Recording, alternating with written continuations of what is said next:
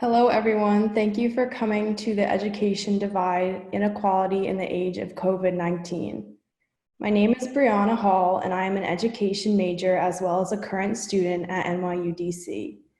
Please welcome our speakers for today, Dr. Sebastian Chung of NYU Steinhardt, Dr. Tiffany Jones of the Education Trust, Dr. Martha Cantor of the College Promise Campaign, and Dr. David Kirkland of the NYU Metropolitan Center for Research on Equity and the Transformation of Schools.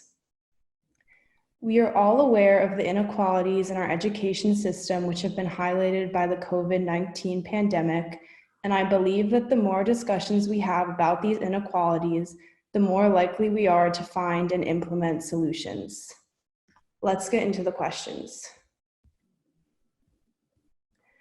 Okay, so Martha, what is a successful education?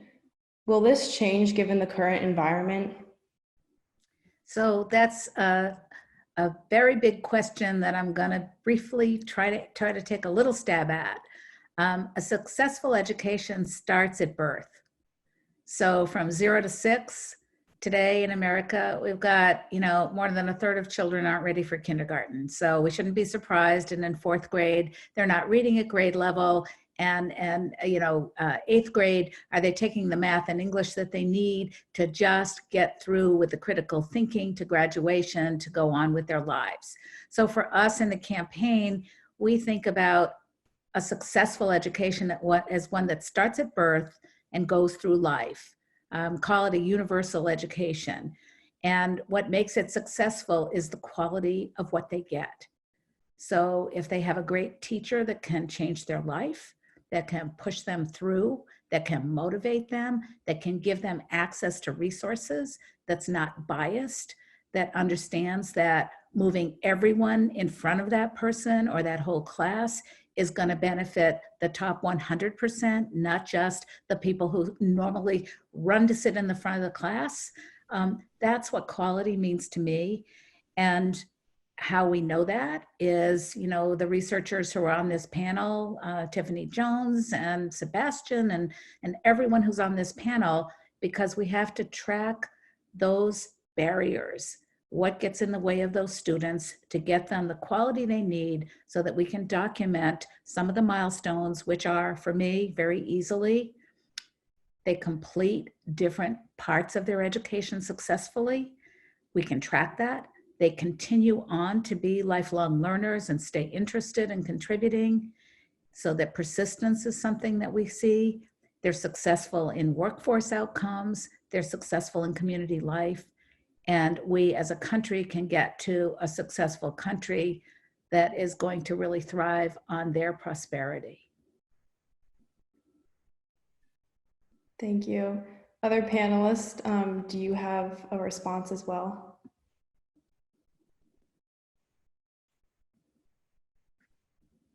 I would just add that for students who fall outside of the mainstream, in other words, kind of non-middle class white students, education and schooling serves a very socializing function in both kind of a good and sometimes terrifying way.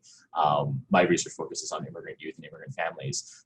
And I myself, as a child of immigrants, I learned to be American, or what was expected to be an American, in my own public schooling experience, and then later as a middle school teacher.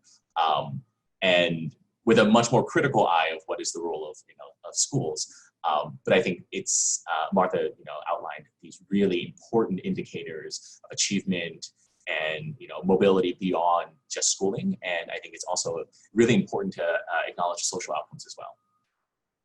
And I would add, just let me thank Martha, thank Sebastian and Tiffany, and of course you, Brianna, for having us on this panel. Successful education, I think, starts with the kids.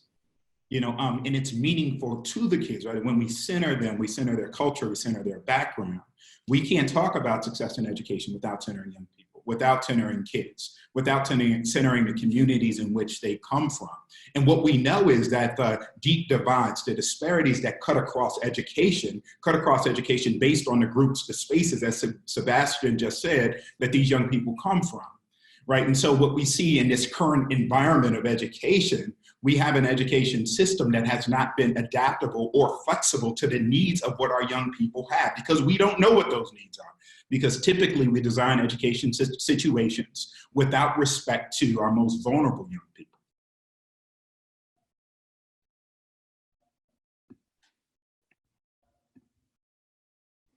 Okay, so David, going off of that, who and where are the most marginalized and underserved populations of students? Thank you so much for that question, Brianna. First, I would, kind of change terminology, right? I think there's moments where terminology leads us down pathways, like underservice and marginality might not get or accurately capture what we see in education. Right, what we see in education are, systems of vulnerability. And we know that vulnerability is a complex social manifestation of various forms of hierarchy that sit within our society. And that these vulnerabilities do not sit in isolation. In a sense, vulnerabilities sit on top of each other. So the question is far more fluid, not about most or least, which is a matter, I believe, of magnitude, but about the very intersectional essences of vulnerability, right? So students with disabilities are indeed vulnerable, and more so in this moment. Multilingual, non-white students are indeed more vulnerable. There was an article in Chatty that talked about how multilingual students aren't getting the provision of education because they have not been imagined or designed within this remote education situation. Housing insecure students are more vulnerable. Less economically advantaged students are more vulnerable. And the thing is that these students are more likely to be Black and brown. And so the disparity of race sits on top of other categories of vulnerability in every way. And we can add to, all of these exponents, right? Categories of gender and gender identity and sexual orientation and faith and geography and access to technology and technological literacy. And all of these things kind of matter as they sit on top of each other, as they intersect, crisscross, to create or reinforce forms of vulnerability in which each degree of movement from a cisgender, heteronormative, Western, white, able, quote unquote, we can keep going, identity, the measure of vulnerability increases. So who's the most marginalized and underserved population of students, in this moment?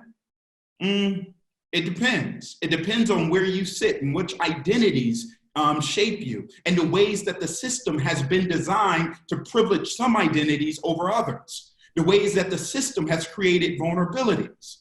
I can say in this moment that our students aren't broken. But too often what we see is that we have broken systems that have not been designed in culturally responsive or sustaining ways in order to, meet the needs of our most vulnerable students as they sit at complex intersections of vulnerability. The most vulnerable are the students who have the most vulnerable are the students who have the most vulnerabilities. And that question, the question of complexity, intersectionality, is one that we have to sit with and begin to think about as we think about the provision of education effectively, for all of our students. Yeah, I think that is definitely a really important distinction to make, kind of the structure of vulnerability and how that then leads to what we call marginalized students. Other panelists, do you have anything to add?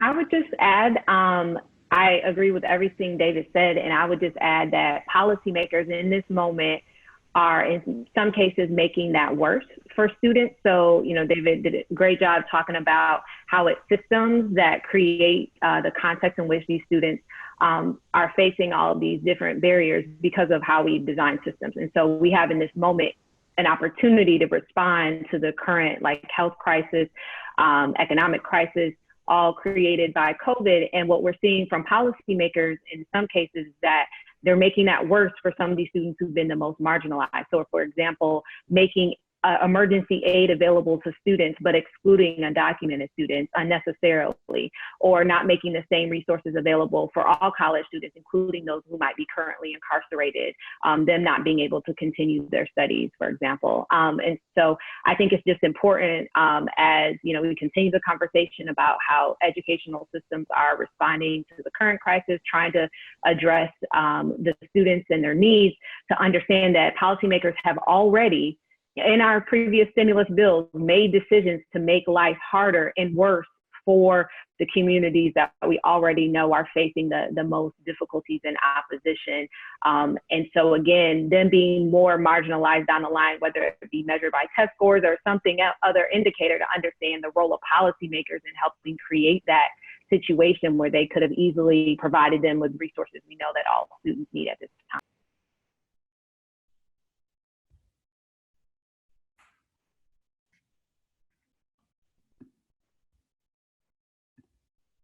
Okay, Tiffany, so how can we use education to fix these structural inequalities? Yeah, I think first, it's important. I started talking about COVID, and some of the conversation has been about how COVID is going to create a new crisis in education around equity. And it's important to remember the situation before COVID even happened was one in which, in public schools, those that serve more Black or Latino or Native American students, that policymakers made decisions to spend less on those schools than they do the ones that serve more upper income students, more white students. In fact, there's a $2,000 gap between what's spent per student between districts serving predominantly students of color and those serving mostly white students. And that's before the crisis. Before the crisis, Black and Latino students had less access to advanced placement courses, even though the research suggests that they do just as well if given the opportunity. And so it's just important to remember that there's gaps that existed before the crisis that lead to the disparities and outcomes that we're all so familiar with. And so while, again, the health and economic harms of COVID are widespread, even those will be disproportionately felt by communities of color, those on the economic margins. And so I think policymakers have a choice in this moment to think about how to design policy to put us back on track to return to normal, or they can act boldly and try to create some sort of new normal that says, like, these racial disparities, economic inequality are going to be a thing of the past and not what defines the future. And so, my hope is that the federal government, that states will act boldly to ensure that, all schools are high quality schools, that college is affordable, and so that the opportunities no longer defined along lines around race or economic background. And this is the type of moment I think that the country is in. And it'll take bold action, which is needed right now to guarantee educational opportunity, not just in the moment, but for future generations. And this matters because this is a moment where we're seeing such huge bailouts for other parts of society. And so it's about, trying to bail out from the bottom up rather than the top down. And just a quick example, in the last stimulus bill, there was almost 30 times as much spent on corporate bailouts than on higher ed, for example, knowing that in an economic crisis, folks are going to need to return to higher ed to get additional training or credentials, or return to community colleges the way they did in the previous recession. But higher ed got a fraction of what was needed and what was asked for to be able to get through the crisis, much less and serve the students who might come in the future well. So again, these decisions will lead to more inequality down the line, but they don't have to.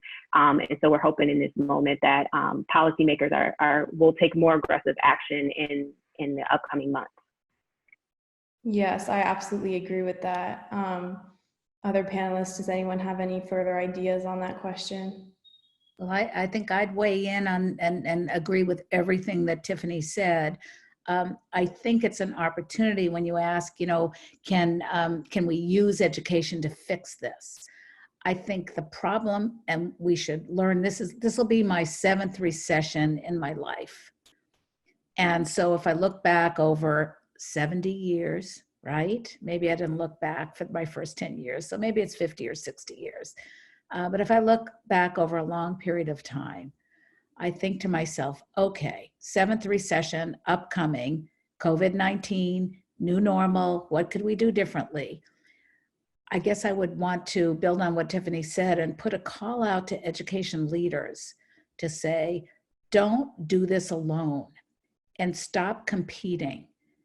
Lock arms with government and business to get a national investment in education that states and communities can actually put toward fixing the low-income schools, the under-resourced colleges and universities, but do it on the basis of don't throw good money after bad money. And in these recessions that I've seen, and COVID-19 CARE Act is a perfect example, throwing money away when the people in, Buffalo, the people in Detroit, the people in Dallas, the people in San Diego who most need, the most vulnerable people, cannot get access to the resources, whether it's a small business or a school that's in a high poverty area. Let's do this differently. And education needs to really lock hands with parts of the country. And I think there's going to be a big majority in this country that will lock arms to say, we've got to fix this in partnership. We spend a lot of time competing. We spend a lot of time wasting money. We spend a lot of time not even catching up, getting reserves put in place to get through a bad time. And, looking ahead, it's going to be really tough for the next few years. And education needs to open up its eyes and lock hands. Yeah, let me just comment a little bit on that. I agree with everything that Tiffany, I'm just saying. I agree with, what Martha, just said, that there needs to be some new imagination around the distribution of resources, when it comes to resolution, right? And we need to think about that distribution, in a more equitable way, right? We're going to have inequitable, results when we think about distribution, in the ways that it parses things inequitably. But one thing that I want to say is, a lot of times we think about schools and education as this elixir, right? For social inequity, as if education causes social inequity. I mean, it might be an ingredient in existing systemic, inequalities or inequities that we see, but it's not the root cause of those systemic inequities, right? And to the extent to which education can fix, quote unquote, fix structural, inequalities depend upon whether or not we have a fixed education system. And the education system will not be fixed as long as social and structural inequalities exist.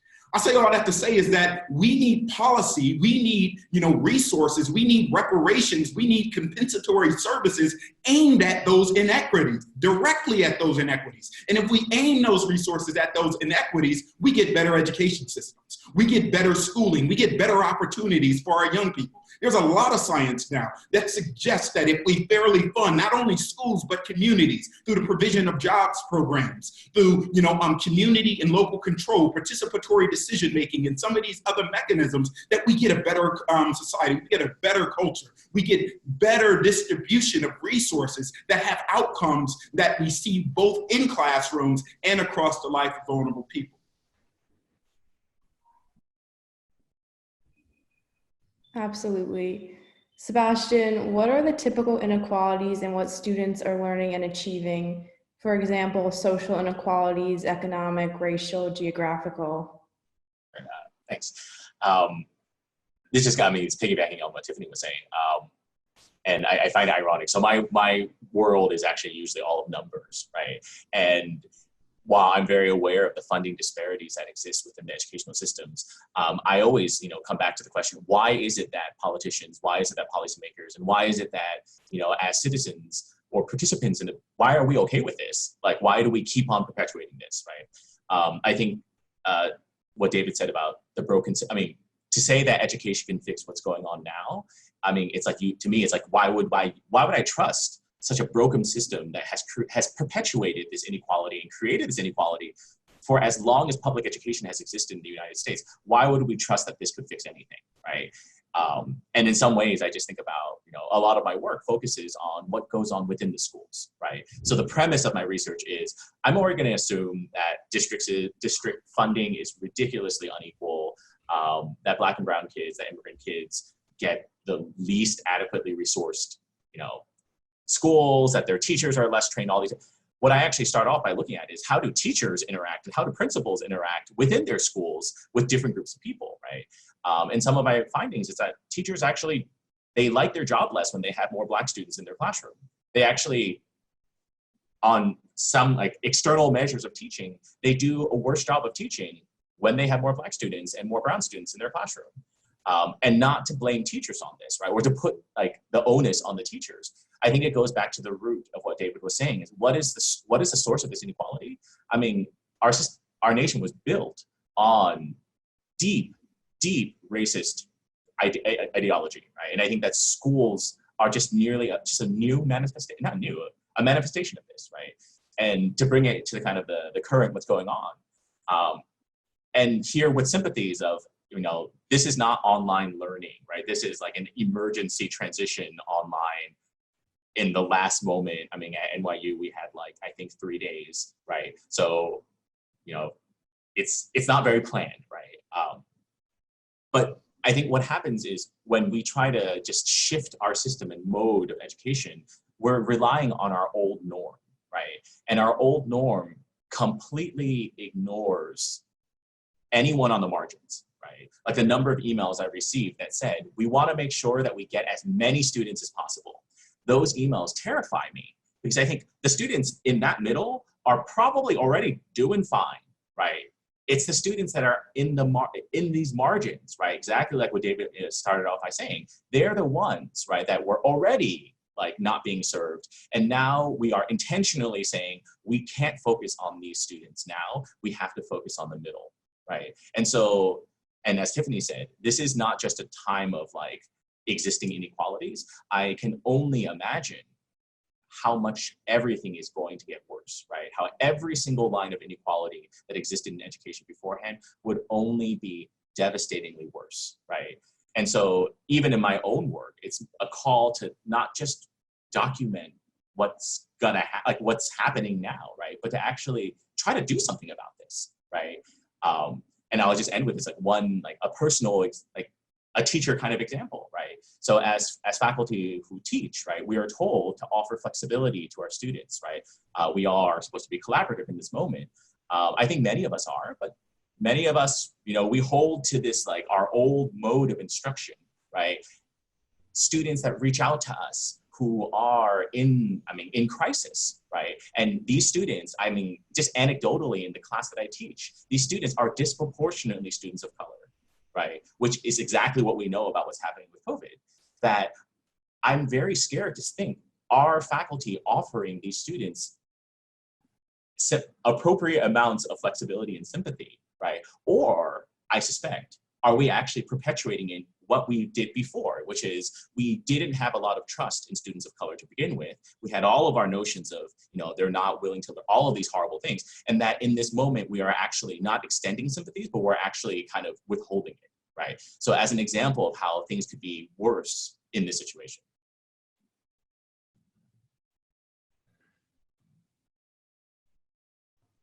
So Tiffany, these inequalities that Sebastian has talked about obviously have been around for easily decades, but how have they especially come to light in the COVID-19 pandemic?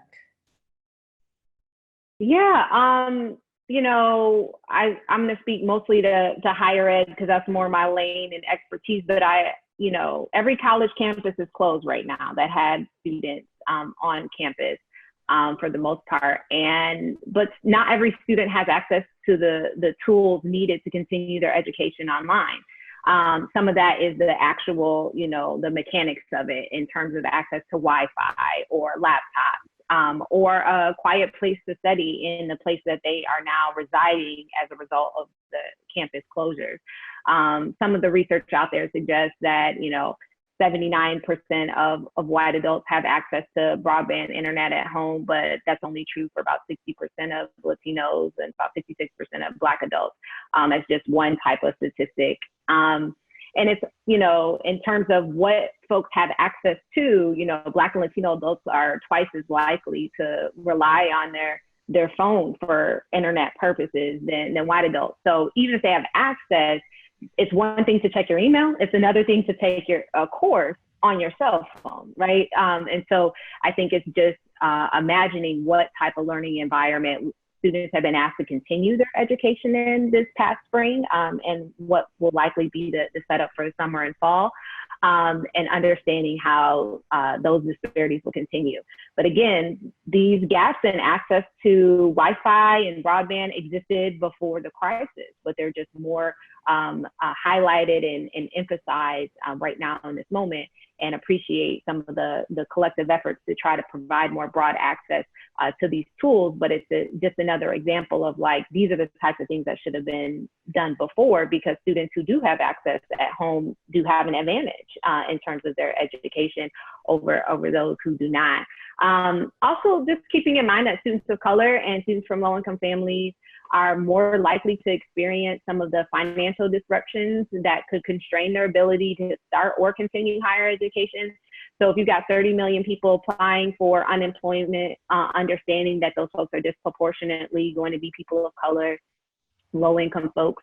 And so if you think about hierarchy of needs and basic needs, they may not have the resources to pay for college right now, pay for college tuition, much less all of the other emergency needs that they may have. And in fact, it's impacting their plans for continuing their education. Some of the surveys now are saying, 40% of students of color have already articulated that they're either not planning to go to college at all in the fall, or it's still too soon for them to even figure out if that's a possibility because of so many things being up in the air at the moment, compared to only about 24% of white students. And so understanding, again, it's a crisis that the nation is experiencing, but it's having a disproportionate impact on these communities. And understanding that, people of color, Black people in particular, they're more likely to be these essential workers that are expected to continue their jobs despite the fact that it's unsafe. And that's the short version, right? And so they're dying. And, I'm from Michigan. I've already expressed my own family members being disproportionately impacted because of the type of work they do, whether it be in beauty industry or healthcare workers or the like, already having higher levels of exposure and then being treated different when they show up to the hospital, symptoms not being taken seriously, not having the same access to care. And so the mortality rates, not to mention all of the pre-existing conditions because of the historical inequities in the healthcare system. So all that to say, when it comes to education, on top of if they overcome the barriers related to online learning, they can pay for college, they enroll, there's going to be a collective grief that students are dealing with that will be important, that students as well as faculty and staff are dealing with. So I think higher ed has a big challenge in front of them to also make sure that the support is there. Someone mentioned flexibility earlier, which is critical, being amendable as students need time to cope and to grieve,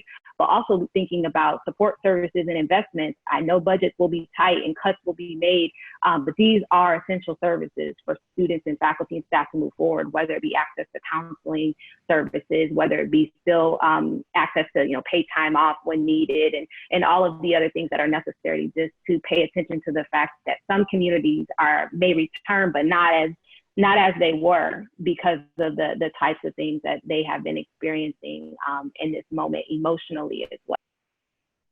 Yes, I think that something about this crisis kind of made these inequalities more difficult to ignore, where when we were all on campus or everyone's in the classroom, they can be more easily swept under the rug.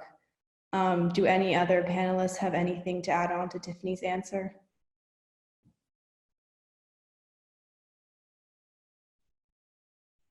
Sorry, Martha, I think you might be muted. I muted myself. I would just weigh in to say, agree with everything we've said so far in terms of these inequalities and, the depth of recovery we're going to have. And I think I would just add one point. I do truly believe there is enough money in this country, and we've just shown it right now in the CARE Act, to fix these problems on the monetary side.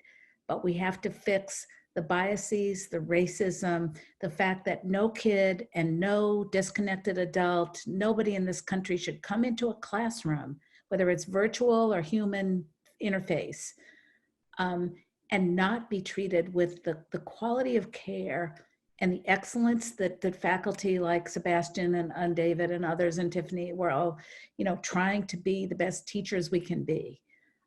Those teachers need to go.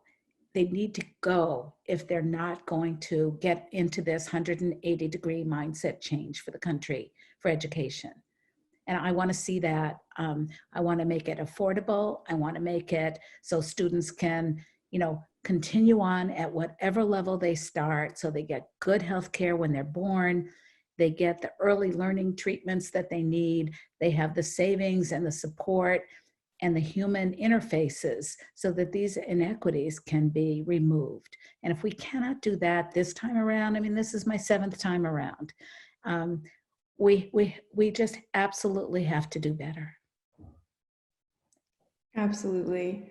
So we've talked a lot about the inequalities, but David, what are the actual effects on the students?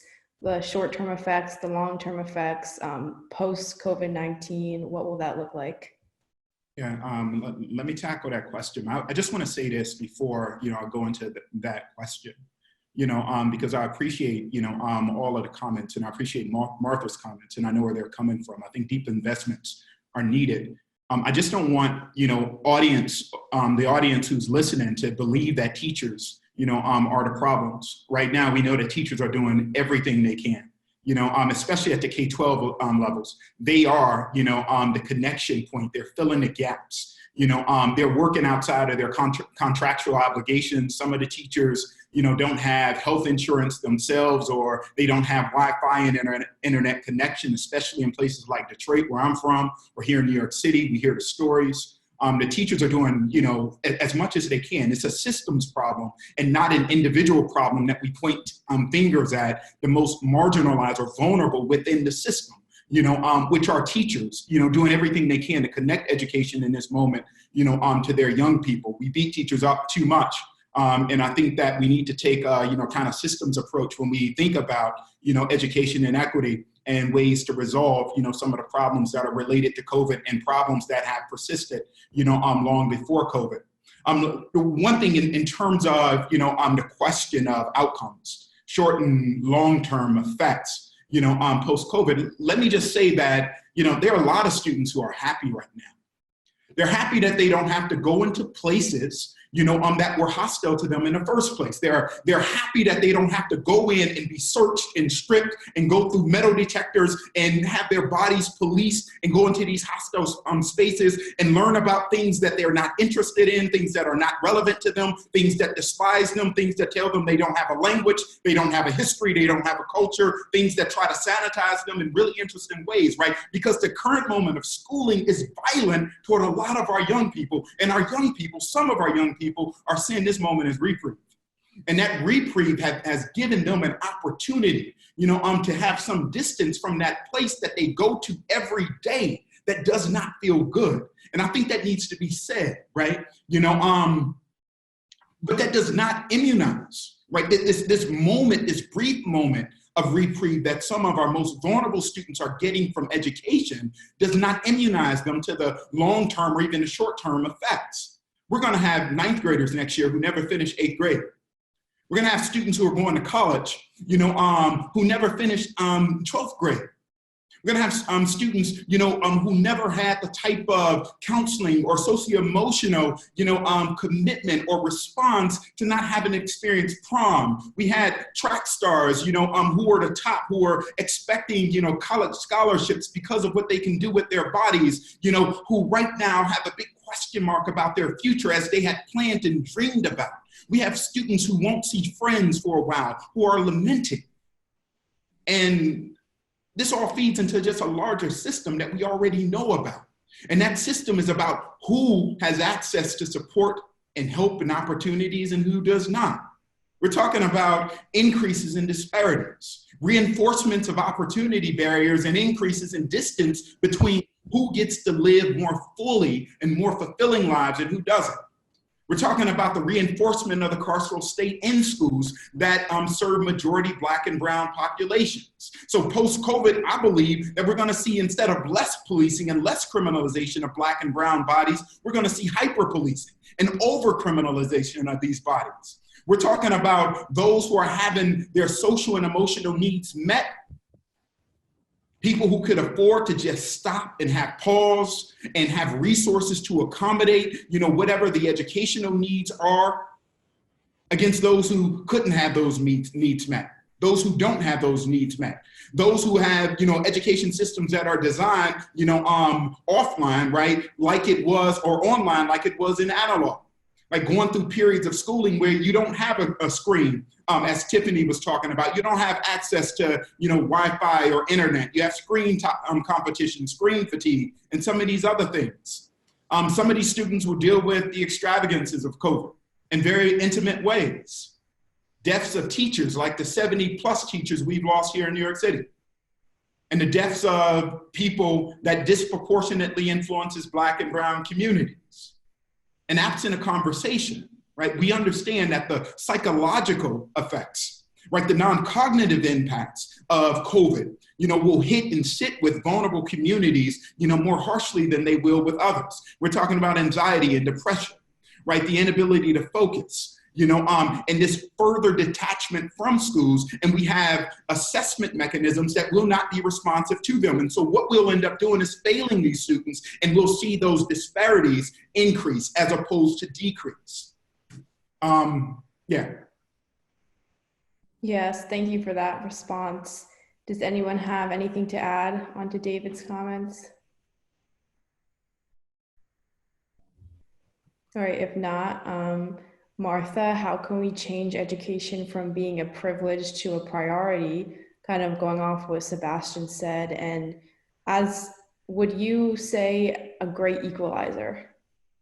Well, when I talk about the top 100%, it's a policy statement that any school, any early learning center, any college, any university, any county government, any city government, any state, and hopefully eventually the federal government could pick up and have as a priority that we are going to educate the top 100% starting now. It requires an investment of money, and as important, it requires an investment in equity, because we're not going to spend the money well unless we have some foundational drivers, which are quality and equity, to drive how that money is distributed. And as I said before, there is enough money. There are enough smart people in this country. We have the opportunity to do the 180-degree turn. And I think COVID, I talk a lot about, well, not that much because I'm in social isolation, but I think a lot about and try to talk a lot about taking COVID as a challenge to turn the tide, to upside down everything, to create, it's getting tired, but a new normal. It's, everything I think about is the language is tiresome. And what we need is a mindset shift in this country so that we're driving the investments of time, of effort, of money into whole communities. And, when I think about this, I look at what happened in Buffalo over the last 15, 20 years, what is happening in Long Beach, California, what's happening in Seattle, where, what's happening at the state level, where Tennessee and Washington State are trying to create opportunity to open doors for the top 100%.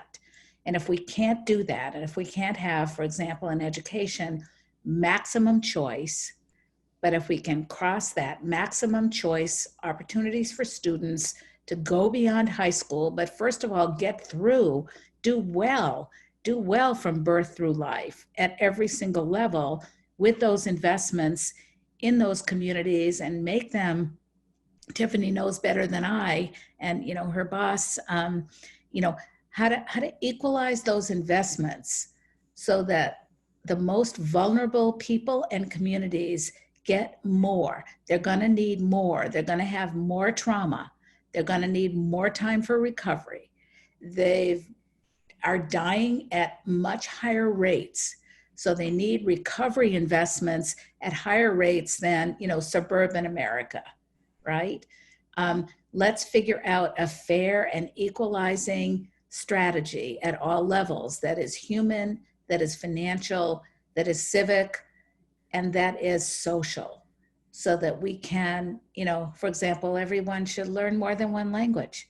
I mean, there are just some simple things we could do as a country to bring people together to we could read one book together that makes a difference, that really is going to change your life. And, you know, really do that so people feel part of something bigger than themselves and will sign on for those investments. If you can come up with $1 trillion overnight like that and increase the national debt, you know, nobody wants to increase the national debt, but if our elected politicians are increasing the debt like this, take a risk then to increase the debt on the communities that are most in need. Anyway, let me stop there because I could go on and on. Yeah, that is certainly something that needs to be done. Sebastian, access to technology is a current barrier for students adapting to remote learning. What are measures school systems and educators have taken to address this? Here, I would say I'm not, there are a number of systems before the panel started, Martha, you were saying, like, there's the Zoom and Google Classroom. I've seen some good things, right? And it's rare that I ever mention anything good. So part of most education now is there's these one-on-one check-ins that teachers have with their students, either via some sort of like internet or just a phone call, right? When I heard this, I have a study that literally finds that in classrooms, physical classrooms as normal, teachers they're not like friends, or they're not friendly equally with their students, right? In fact, particularly immigrant students, teachers are less likely to know their name, ever talk to them outside of the classroom, or even just say that they're familiar with them, right? And so in this case, when teachers have to systematically go through and actually contact students, I actually think that is quite equal, right? That they have to make sure that they actually reach out to all of these students and they can hear about what's going on. Maybe not so much about technology, but I mean, in the broader conversations of like, things need to change, right? Here, I'll go back to my negative, Sebastian self. Brianna, you mentioned before, like now we see the inequality better than we've ever seen before, right? I think that that's absolutely true, right? It is inescapable, right? That people, regardless of whatever your politics is, cannot imagine that this is like, that we know that there's communities, Black and brown communities, particularly Black communities, under COVID, they're dying at the highest of rates, right? My fear, though, is there were lots of inequalities, particularly by race, beforehand. And broader America, I don't want to say didn't care, right? But like some of it is, I mean, just recently, Ahmaud Arbery, there was another video of a Black man being absolutely murdered, and people watch it and I don't know, it's like there's a desensitization to this, right? It makes me think of like the studies that show that, Tiffany, you mentioned that, Black communities are disproportionately hit by COVID. Then when they go to the hospitals, doctors are less likely to trust them. And it's like, and how even in the medical world, Black patients are less likely to get the same amount of anesthesia as white patients, right? So this is pre-COVID, right? Like the depths of how much, particularly white America, just simply, I don't even know if doesn't care. I think actually in some ways they do care, right? And that whiteness is to care about the demise, right? To care about the oppression in the way that they want to oppress, right? And I think in education, we're lucky, right? Because at least the discourse is more kind of progressively focused. Although, I mean, we've all the panelists, we've said that actually some of the outputs don't look so good, right? My fear now is moving forward that, Martha mentioned the suburban school district, right? That they were totally rocking it before, right? Everyone has been negatively impacted by this, right? And that if you have a privileged community, that they will simply say, I don't actually care about this Black community or this immigrant community. I have also suffered, right? So I'm gonna take care of my needs before I take care of their needs, right? And in some ways, the inner pessimist in me, right? Some of what David was talking about, schools as sites of damage, particularly for Black youth, this is Afro-pessimism, right? That I'm actually not incredibly optimistic that this will change, right? And so here, I mean, dear audience members, like my biggest imploring to you is no one denies that everyone's life has been made in very tangible ways worse. I mean, Martha, I think you and I, the last time we were outside, who the hell knows, right? Like we have been, all of us are self-isolated, right? But not to use this as an example of saying, I'm going to actively use my own suffering to excuse or just not pay attention to the suffering of others, right? This is why I think all of us are saying, to approach education primarily and first and foremost from an equity standpoint means we have to actually, if we have privilege, to give it up and say, I don't need to worry about my own right now. Like, I am doing fine, right? Relatively speaking, right? And that I need to immediately start talking about not how I'm doing, right? But how our communities that I know are not doing well, how can we help them? Yes, thank you for that, Sebastian. And I think that's really what's so great about having these conversations is that when we talk about these sort of things, I do believe that solutions will arise and they will be implemented. So Tiffany, where should education reform fall as a priority for legislators, considering the state of the economy and partisan strongholds? How can both sides of the aisle come together on this?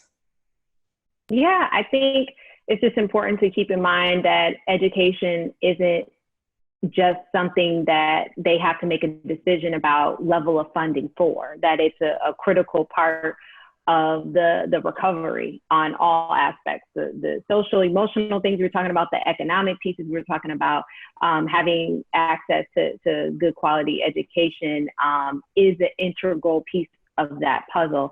And just thinking about the last recession, you know, the enrollment at community colleges grew by 3 million as an example. So it's not just about, yes, please continue to fund education. It's also about how to strategically invest those dollars. Right now, most states give more money to the colleges that exclude more Black and brown people, more low-income people than they do the community colleges. We need the reverse. We need more investment in those places where we know that there's going to be some sort of boom or growth, because that's what people need at this time to be able to adapt to the needs of the job market. And those institutions that always had their doors open to those communities have always deserved more of an investment than they've gotten. So again, hoping that policymakers continue to want to finance, support, and like Martha said earlier, there's enough money. So we can definitely do that, but make sure that those investments are strategic and that the places that have been underfunded over time, like historically Black colleges, community colleges, are getting prioritized when those dollars are distributed. And when it comes to how to bring folks together around a shared agenda, which can be very challenging, states, regardless of their whatever political party is in power, they cannot be successful if they do not have an effective education system that their populations can access. And so it does them well. I guess the one big lesson from COVID is what affects my neighbor affects me. Whether I like it or not, whether I agree with that or not, it's just the truth. And so in a physical way, we're forced to confront that with a contagious, virus going around, but also that was always true. And so hopefully, despite, differences in approaches from, political parties, that there can be a shared belief that, again, what affects one person affects us all, and that they're able to come together. I think the CARES Act is an example of both parties moving quickly to pass a major piece of legislation because the country needed it. Hopefully they can build on that momentum to pass legislation that's even more impactful, more inclusive of the communities that were left out the first time around. But no matter what, they have to remember that, especially for higher education, the future of their state and the nation is dependent upon it. Every single 99% of the new jobs created since the last recession required some sort of post-secondary degree or credential. This country cannot move forward if there's segments of this population that don't have access to higher education. They just can't. And so again, it's going to be important for both parties to continue to come together to try to make those investments in education. Yeah, absolutely. I think that what you said about how no one stands alone in this crisis, I think that can, as you said, can be easily applied to the education system, how it's really one system and that no student or no teacher stands alone. So do any other panelists want to elaborate on what Tiffany said? All right, if not, David, what gaps in training and virtual learning are the most apparent brought on by this pandemic? Are there differences amongst the public, private, and charter school systems? Yeah, thank you again for that question. My sense is that there are certainly differences, right? Differences by design, as we've been talking about. But the public, private, and charter school systems are probably not the right breakdown when we're talking about those differences. The right breakdown perhaps deals more with questions of privilege and vulnerability, right? And who has access to, really reinforce, the needs of particular populations and who already lack that access. And I think this is what Tiffany, Sebastian, and Martha has been talking about, right? We have deep disinvestments, in education when it comes to our most vulnerable populations, right? With post-COVID, what's going to happen is state budgets are going to be tight, and where they're going to take the money is off the backs of public education systems that are more likely to serve Black and brown kids. In New York City, the public education system in our city serves 70% Black and brown kids, and if we include, the Asian population, we get 85%. The city is more than 30% white, which means that there is this divestment in white students in public education, who are predominantly, in some ways in New York City, served by, private school systems, and these families have the ability to invest fully in those systems, absent the need for public dollars and public control, right? And so all of the comments about the need for more resources, economic resources aimed at the problem of inequality as it breaks down across privilege and vulnerability is right.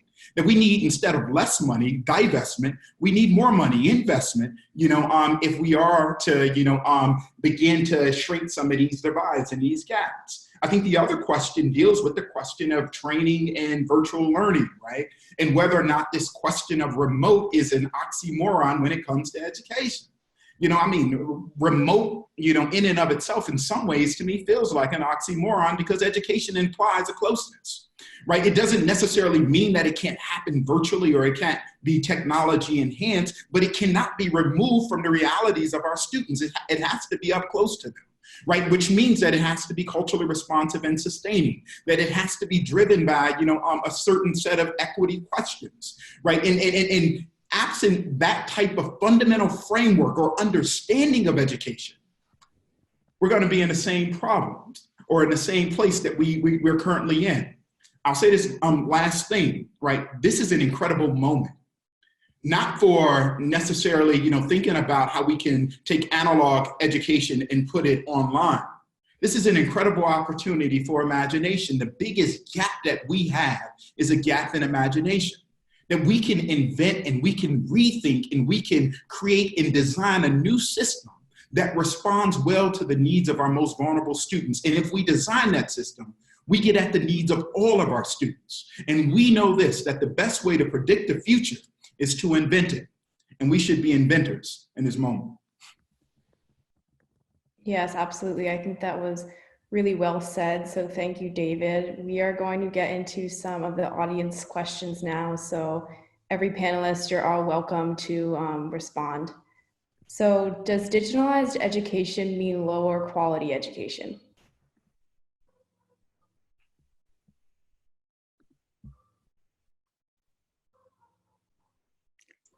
You want me to jump in? It's all about the teacher. And we need more comparative research. And we're at the early phase of the internet, the early 90s. We're now, in the early 20s, 2020 starts the next decade, right? I would say some of it is fantastic and maybe even more engaging, but the research so far says blended is best. If you're gonna do it, couple it with human interfaces. What does that mean for COVID? It's going to be harder. We have to get even more creative, maybe with artificial intelligence and the like. But I don't think anything can take the place of a traumatized student for whom the teacher gives a pat on the back, looks that person in the eye and says, "You did a great job," or "Let me help you with this," or "You can do this. Try it this way." We just need, unbiased, freely available, supportive education at a whole new level. And I wouldn't get into the debate about what's better or what's not. Let's just showcase the best of what we have and even do better over time. Yeah, absolutely. I think the what I was saying earlier about classroom, I mean, so to be critical of what is the norm of education, right? So in terms of classroom interactions, right? So typically in almost all classrooms, you have one teacher, you have a bunch of students, and then the students generally have to call out for attention if they need help. This system is actually quite rare in the world, right? There are many educational systems that absolutely don't have this dynamic where like a student has to demand a teacher's attention, right? Or attract a teacher, that the teacher just systematically goes through the classroom, right? And I think technology is actually could potentially be a great equalizer, right? I will say this in my own teaching, right? So I teach statistics, right? So it's the most exciting interactive of all the classes. In the classroom, I try to do activities where students are interacting with each other, and I try to go around to all the groups, and I never do because I'm just too chatty, right? Online, I've actually been able to more systematically go to every single one of the little breakout rooms that I have, and I've talked to students that in the first half of the semester, I never talked to, right? So there is I think technology writ large would be like, it is good or it is bad. I think that's maybe not that. There is tons of good and tons of bad, right? I think as we're moving forward into the fall, I think it's really important that we spend parts of the summer reflecting on what is really amazing about technology, and then how do we use this amazing thing to equalize, right? Not just make this amazing thing and give it to a bunch of white suburban kids, right? But like, how do we make this amazing thing and disproportionately give it to those who already were, originally marginalized? So I think I actually have a hope in technology, right? I just hope that we use it with equity first and foremost in mind. Yes, thank you, Sebastian. My sense on that question is that we can't forget, the communities, and the young people in which we serve. The question is a question of partnership. Those who are closest to the problem are closest to the solution. In absent, individual students, families, community members, the community cultural wealth, the funds of knowledge, as Louis Moore would call it, absent those things, we're designing systems that are laid upon individuals, right? These systems will ultimately be punitive. They will ultimately disconnect from the communities and the people we want them to serve. They have to be not only part of the conversation, but central to it. Absolutely. So, for our final question for today, I want to ask you all, if you had the individual power to make one change, immediate change to the education system, what would it be, and what do you think would have the biggest impact?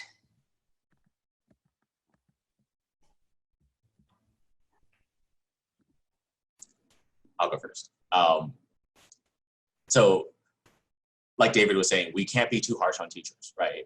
Pretty much my entire early body of research, every single paper was like, here are teachers that manifest bias, right?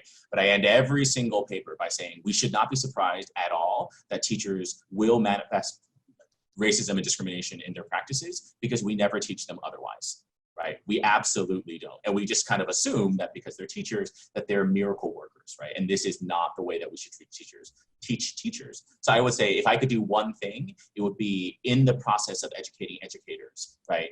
Really talk up much, much more the student body, the diversity, different types of diversity, so that teachers actually can address the latent biases that they have, right? And really approach, it's helping teachers helping teachers do what they all want to do, which is to actually work with kids and teach kids. That's my one thing. I think especially for higher education, figuring out how to make higher ed debt-free. So that would mean that students who can't pay would get resources from state and federal governments to be able to pay. And that means families who do have the resources to pay could. But for the full cost of attendance, that would again require, I think, states and federal governments to team up to make that happen. But I think that higher ed is going to continue to be more important than ever. And it's going to just be something that students and families cannot finance on their own, and certainly shouldn't be financing through a debt-based system. And just understanding that, half of the Black students who take out student debt end up defaulting on their student loans. It's an equity issue as well, to make sure that, again, that this system is actually, because it's required to get jobs and to get benefits and to meet basic needs, there's no reason in the world that it should be unaffordable for students and families. So that's one way to make it more affordable. And again, I believe the money is there. It's just a matter of deciding that this is the priority. I would do 3 things. I can't come up with one. I've been trying, but 3. Eliminate bias, systemic biases that are designed into the system. Promote equity and create systems that promote equity and opportunity across groups. And finally, listen to communities, listen to parents, and center them and their voices in our design and redesign of these systems. And I'm going to try to put a sentence together that combines equity, a quality education, and the resources, the financing and the human resources to get that top 100% on the advancement pipeline, the upward mobility pipeline, the persistence pipeline from birth through life that results in meaningful family sustaining wages. So these kids in middle school who are working their tails off for their parents to help their family income can have the time to study and have a quality education and aren't left behind. And I talked about all the different folks that are getting left behind. But think about it as this long-term 10-year plan that is very strategic, very targeted, that is an investment plan of the people who need it on a sliding scale, do something that's fair so that top 100% can benefit. And as I said before, communities of color, low-income communities, education deserts need more resources because they're further behind. The students are further behind. The families are further behind from that goal to have every American thriving toward that level of prosperity that's going to give them a quality life. And so, I could go on and on about that, but there is money to do this. There are public-private funds. We can be smart. We can look back over the last 10, 20 years and look at what worked and what didn't, and do this going forward and get through this. We are going to have a vaccine. We are going to have a new normal. We are going to have a better America. And we just need to kind of keep the focus on and just negate all the crap that we're listening to and just, as my mother would have said, onward, just move it. And it's the time is really now. So I just really appreciate being here and just everyone's comments on all of these really critical issues going forward. Yes, thank you. So thank you all for those very insightful responses. That concludes our webinar for today. I would like to extend an additional thank you to all of our amazing panelists, and thank you to everyone who's tuning in from home. I have great hope that these conversations will implement solutions. I hope that everybody stays well. Thank you. Thanks. Thank you. Bye, everyone. Stay safe.